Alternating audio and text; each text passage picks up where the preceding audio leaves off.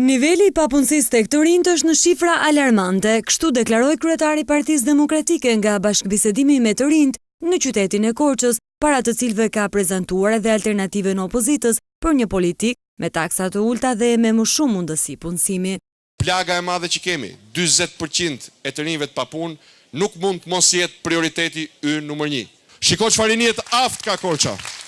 E pse është e nevojshme të merren kontingjentet krimit, si ai akuzuari për përdhunim, e të bëhet punonjës tatimesh, sepse kjo qeveri nuk e njeh meritën. Ky është problemi i madh. Kjo është një nga rrënjët e të keqes.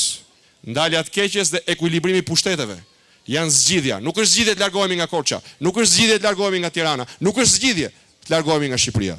Ndërkohë, kandidati Gjergj Mero nuk nguroi të krahasonte fitoren e ekipit të Skënderbeut me atë të 21 qershorit. Ndoshta juve të Tiranës nuk ju erdhi mirë që e morën për 5 titullin kampion, por